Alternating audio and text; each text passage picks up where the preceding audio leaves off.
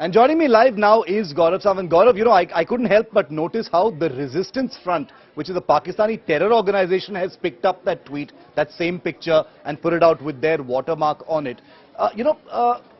It is security 101 in the Kashmir Valley, that you don't, even if you want to make a political point, you don't put out pictures and locations of security personnel. And that's what Safia Abdullah has done.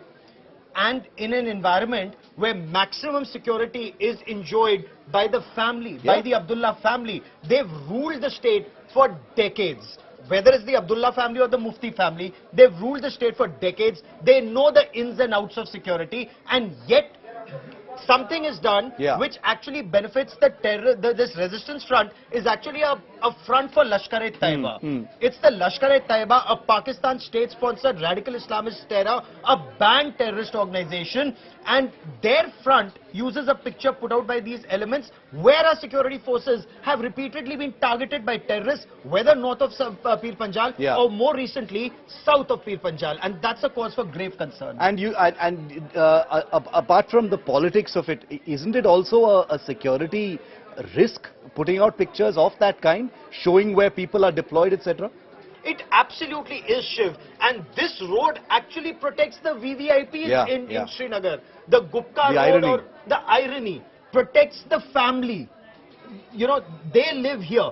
The father has been former chief minister of the state, is a member of parliament, is a former union minister. The son has been a former chief minister of the erstwhile state of Jammu and Kashmir. And the family does something like this, which compromises security, is a cause for grave concern, and something for the family to actually think. If you've benefited so immensely from India, should you be doing something like this that compromises a constable of the Central Reserve Police Force? Absolutely, absolutely, reprehensible behavior. Thanks very much, Gaurav, for joining me on that. And remember that normalcy returning to Kashmir is not something that is near.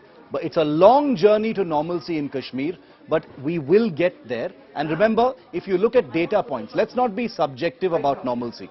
It's not he said, she said, I said, somebody else said, the Prime Minister said, the Home Minister said.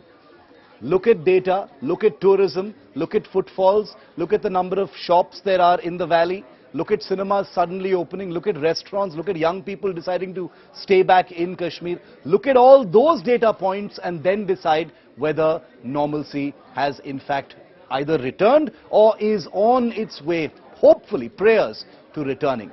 And what do people like Safia Abdullah do? Make it about how this is all just a facade. I want to go across to our Foreign Affairs editor Geeta Mohan as well. She's at the G20 meet in Srinagar. Today was day number 2. Geeta, we've spoken so much about the message that all of this sends out. It is nobody's case that normalcy has completely returned to Jammu and Kashmir and the Kashmir Valley in particular. What are you making of Safia Abdullah's tweet? It's come in for a lot of criticism. Well, first of all, Shiv can't vouch for all news organizations in the way and the manner in which they've been reporting. But we certainly have been since morning reporting about heightened security in Kashmir, which is obvious, like you rightly pointed out. There are diplomats over here, foreign dignitaries over here. This is a place that has suffered militancy for years and decades. So their security is India's responsibility. In terms of what Safia has tweeted, there are facades, but those facades are in place not because they want to hide the security personnel. It's only to ensure aesthetics. There were these pickets and posts all along.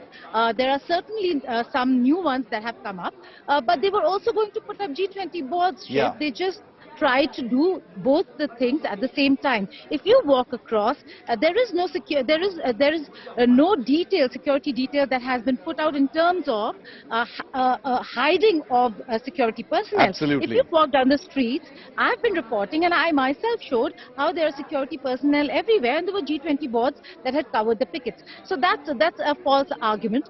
Having said that, in terms of security, yes, heightened, because India, the Indian administration and the J&K administration wants to protect the dignitaries who have arrived over here and who will be touring Srinagar quite widely so.